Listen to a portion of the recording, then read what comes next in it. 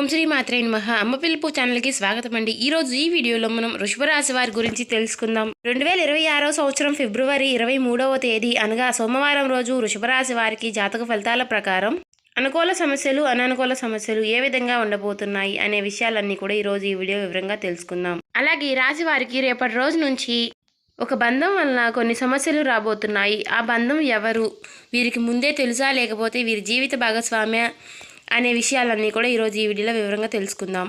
ఈ రాశివారు రేపటి రోజున చేయవలసిన పూజా విధానం, పాటించవలసిన పరిహారాలు, ఇంకా ఏ విధంగా నడుచుకోవాలి, ఏ విధంగా నడుచుకుంటే వీరికి ఆ బంధం వలన సమస్యలు అనేవి తగ్గుతాయి అనే విషయాలు తెలుసుకుందామండి. ఈ రాశివారి యొక్క గుణగణాల గురించి కూడా తెలుసుకుందాం.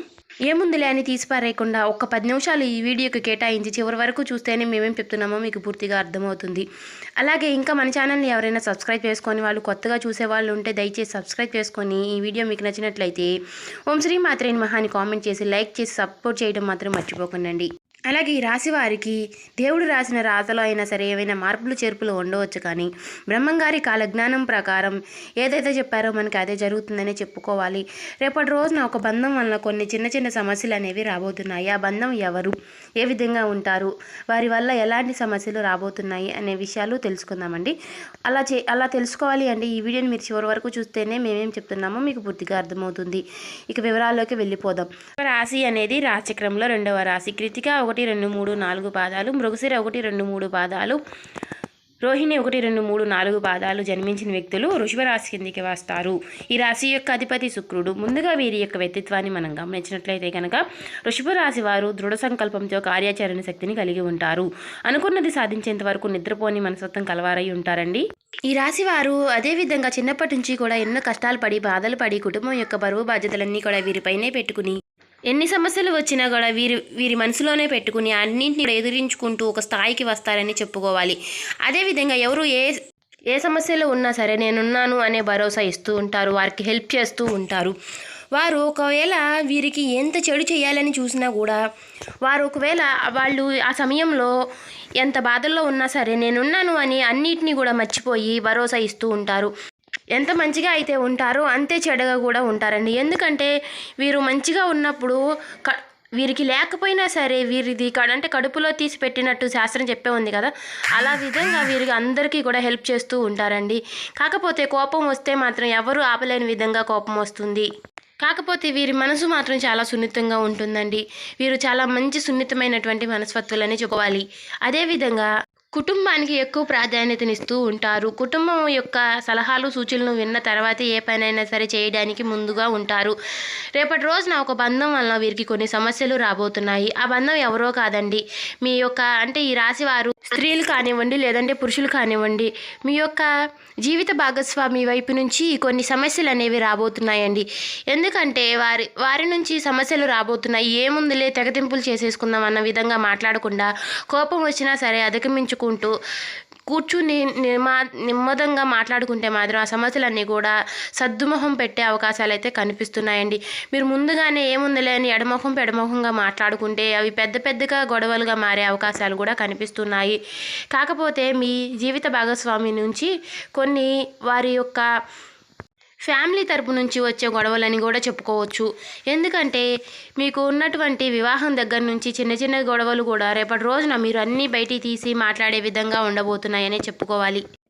అలాగే ఈ రాశివారు ఎవరైతే వ్యాపారస్తులు ఉన్నారో మీ వ్యాపార జీవితంలో మీకు రేపటి రోజున బాగా కలిసి రాబోతుందనే చెప్పుకోవాలి.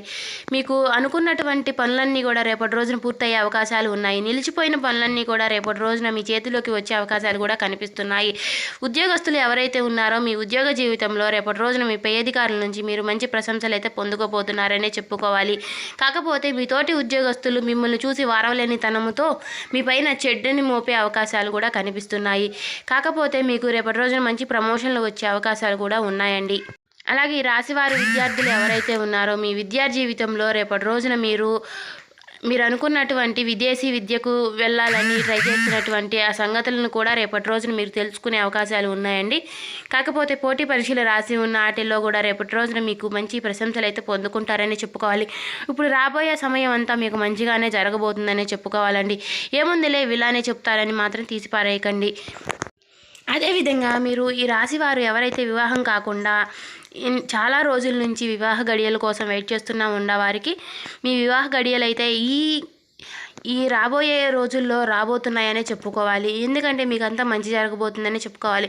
కాకపోతే చిన్న చిన్న మీకు నరదిష్టి నరఘోష సమస్యలు ఉన్నాయండి. అవన్నీ కూడా మీరు ముందుగానే తెలుసుకుని పూజలు చేసుకుంటే మాత్రం మీకు ఉన్నటువంటి సమస్యలన్నీ కూడా పోతాయి. పరిహారాలు అనేవి కొన్ని చిన్న చిన్న పరిహారాలు పాటిస్తే కనుక మీకు ఏ సమస్యలు ఉండవండి. అనారోగ్య సమస్యలతో బాధపడే వారికి కూడా అనారోగ్య సమస్యల నుంచి బయటపడే అవకాశాలు కూడా కనిపిస్తున్నాయి.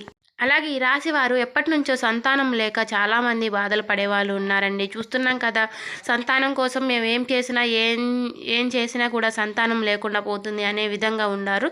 కాకపోతే మీరు చిన్న చిన్న పరిహారాలు పాటించడం వల్ల సంతాన గడియలు అనేవి రాబోతున్నాయనే చెప్పుకోవాలి. కాకపోతే మీరు కొన్ని అనారోగ్య సమస్యలతో బాధపడుతున్నారు. ముందు అనారోగ్య సమస్యలన్నీ కూడా తొలగించుకుంటే అలా జరిగే అవకాశాలు కూడా కనిపిస్తున్నాయండి. కాబట్టి సంధ్యావేళలో ఉప్పు దీపం పెట్టుకుంటూ ప్రతి శుక్రవారం కూడా లక్ష్మీదేవిని ఆరాధిస్తూ శుభమంగళవారం ఉన్నటువంటి గడియల్లో మీరు ఆ ఆంజనేయ స్వామికి పొడవాటి వస్త్రాన్ని సమర్పించి తమలపాకులతో పూజ చేసుకుని అలా ఒక 5 వారాలు గనక మీరు చేసినట్లయితే మీకు ఆంజనేయ స్వామి యొక్క అనుగ్రహం అనేది ఎల్లప్పుడూ తోడుగానే ఉంటుందండి. మీరు ఏ పని చేసినా సరే మీరు ముందడుగులో ఉంటారని చెప్పుకోవాలి. కాకపోతే మీరు ఇప్పుడు ఎన్ని కష్టాలు పడ్డా సరే మీకు ₹1 అనేది మీ చేతులు నిలవకుండా పోతుంది అంటే మాత్రం మీరు చేసేటటువంటి ఖర్చుల వల్లనేనండి. లక్ష్మీదేవికి కూడా కోపం వచ్చేసి మీరు ఇంత ఖర్చు పెడుతున్నారని నేనెందుకు అనే విధంగా ఆలోచిస్తూ ఉంటుంది. మీ దగ్గర అందుకనే రూపాయి చిల్లి గవ్వ కూడా మిగలకుండా పోతుందండి. అలాగే మీకు కుదిరినటువంటి రోజుల్లో అంటే సోమవారం మార్నింగ్ టైంలో కానీ ఈవినింగ్ టైంలో కానీ శివాలయానికి వెళ్ళి శివుడికి 11 ప్రదక్షిణలు చేసి ఓం నమ శివాయ అనే మంత్రాన్ని వీలైనన్ని సార్లు జపించుకోవడం వల్ల ఆ శివుడి యొక్క అనుగ్రహం మీకు ఎప్పుడూ తోడుగానే ఉంటుంది. అంటే మనకి ఆ దేవుడి యొక్క అనుగ్రహం ఉండడం వల్లే మనం ఏదైనా చేయగలుగుతాం. అంటే శివుడి యొక్క అనుగ్రహం లేనిది చేమైనా కుట్టదు అన్నట్టుగా దేవుడి యొక్క అనుగ్రహం ఉండడం వల్లే మనం ఏ పనులైనా చేయగలుగుతున్నామని చెప్పుకోవాలి. ఎవరైతే మాకు దిష్టి తగులుతుంది నరదిష్టి తగులుతుంది అనేవారు ఎవరైతే అంటే ఇలా సమస్యలతో బాధపడుతున్న వారు ఎవరైతే ఉన్నారో, మీరు ఏ పని చేసినా సరే పైకి రావడం లేదని అనుకునేవారు ఎవరైతే ఉన్నారో, ఒక 9 వారాలు కానివ్వండి 11 వారాలు కానివ్వండి ప్రతి శనివారము కూడా నవగ్రహాలకి నల్ల వస్త్రము నల్ల నువ్వులు బెల్లము సమర్పించి 11 ప్రదక్షిణలు చేసుకుని ఇలా ఇన్ని వారాలను చేసుకుంటూ ఉంటే మాత్రం మీకు ఖచ్చితంగా సమస్యలన్నీ కూడా తొలగిపోతాయనే చెప్పుకోవాలండి. కానీ ఒక్క మాట అండి, మనం ఏమి పని చేయకుండా మనకి చేతిలోకి డబ్బులు రావాలి, మనం సంతోషంగా ఉండాలి అనుకుంటే మాత్రం అవ్వదండి. ఏదైనా సరే మనం కష్టపడితేనే మనకి కష్ట ఫలితం అనేది మిగులుతుంది. కాబట్టి ఈ రోజుల్లో కష్టపడకుండా ఏది కూడా రాదండి. కాబట్టి అదృష్టం అనేది కూడా ఉండాలి. కాబట్టి ఇలా చిన్న చిన్న పరిహారాలు మాత్రం మీరు పాటిస్తూ ఉంటే మీకు అదృష్టం అనేది వస్తుంది, మీ కష్టానికి ఫలితం అనేది మిగులుతుందనే చెప్పుకోవాలి. అదేవిధంగా నేను ప్రతి వీడియోలో చెప్తూనే ఉన్నాం కదండి, ఆ ఎద్దు పటం ఉన్నటువంటి ఒక పటం మీ బయట గుమ్మం వైపున కుడి వైపున పెట్టుకుంటే మాత్రం ఖచ్చితంగా లక్ష్మీదేవి యొక్క రాక అనేది ఖచ్చితంగా జరుగుతుంది. మీరు నిత్యము కూడా సంధ్యావేళలో దీపం పెట్టుకోవడం వల్ల లక్ష్మీదేవి యొక్క అనుగ్రహం అనేది కలుగుతుందనే చెప్పుకోవాలి. ఇలా చేయడం వల్ల ఇంట్లో ఉన్నటువంటి చెడు శక్తులన్నీ కూడా బయటికి వెళ్ళిపోయి పాజిటివిటీ అనేది ఇంట్లోకి రావడం అనేది జరుగుతుందండి. అలాగే మనం ఇంట్లో ఉన్నటువంటి మనుషులు కూడా పాజిటివిటీ అనేది పెరుగుతుంది, నెగిటివిటీ అనేది తొలగిపోతుందండి. ఇలా చేయడం వల్ల మనకి ఏది కూడా ఉండదండి. ఏమైంది, దేవుడికి సంధ్యావేళలో దీపం పెట్టుకుంటే అంతా కూడా మంచి జరుగుతుందనే చెప్పుకోవాలి. అనారోగ్య సమస్యలు ఉంటే కూడా తొలగిపోతాయండి. మైండ్ అంతా రిలీఫ్గా అవుతుంది. మన కోసం కాకపోయినా మన పిల్లల యొక్క ఫ్యూచర్ కోసమైనా సరే ఇలా చేసుకోవడం వల్ల కొన్ని చిన్న చిన్న సమస్యలు అనేవి తొలగిపోతూ ఉంటాయండి. కానీ మీరు ఎప్పుడూ కూడా బాధపడుతూనే ఉంటారు. ఎందుకు మనం ఎన్ని చేసినా సరే ఇలా జరుగుతుంది అనే విధంగా ఆలోచిస్తూ ఉంటారు. అవన్నీ కూడా వదిలేసి మీకు ఎప్పుడూ కూడా దేవుడి యొక్క అనుగ్రహం శివుడి యొక్క అనుగ్రహం మీకు తోడుగా ఉండడం వల్లే మీకు ఎన్ని కష్టాలు వచ్చినా ఎన్ని బాధలు వచ్చినా మీరు నిలిచి ఉండగలుగుతున్నారండి. అన్నిటిని కూడా ఎదుర్కోగలుగుతున్నారనే చెప్పుకోవాలి. కాకపోతే రేపటి రోజున మీకు ఒక బంధం వల్ల సమస్యలు ఉన్నాయి కాబట్టి అవన్నీ మీ చేతిలో ఏనండి. మీరు ముందు ఇరుగు పొరుగు వారి యొక్క మాటలు వినడం మానేసి మీ ఇంట్లో మీ జీవిత భాగస్వామితో కానీ మీ కుటుంబం యొక్క వారితో కానీ కొంచెం సమయాన్ని గడపడానికి ట్రై చేయండి. అలా సమయం గడిపితే మాత్రం మీకు వారితో మాట్లాడుకుంటే మాత్రం ఆ సమస్యలన్నీ కూడా తొలగిపోతాయి. మీరు ఎక్కువగా బయట యొక్క తలనొప్పులన్నీ తెచ్చి ఇంట్లో వారి పైన చూపిస్తూ ఉంటారు. అందుకే మీకు కుటుంబం యొక్క వారి నుంచి మీకు కొన్ని చిన్న చిన్న సమస్యలు గొడవలు జరిగే అవకాశాలు కనిపిస్తున్నాయి. కాబట్టి మీరు అలా రిలీఫ్గా ఉండి ఇంట్లో వారితో కాస్త సమయాన్ని కేటాయించి వారితో గడిపితే మాత్రం ఏ సమస్యలు ఉండవండి. సో చూశారు కదండి, ఈ వీడియో మీకు నచ్చినట్లయితే ఓం శ్రీ మాత్రే నమః అని కామెంట్ చేసి, ఇంకా ఎవరైనా సబ్స్క్రైబ్ చేసుకొని వాళ్ళు ఉంటే దయచేసి సబ్స్క్రైబ్ చేసుకొని, ఈ వీడియో మీకు నచ్చినట్లయితే లైక్ చేసి మాకు సపోర్ట్ చేయడం మాత్రం మర్చిపోకండి. Thank you.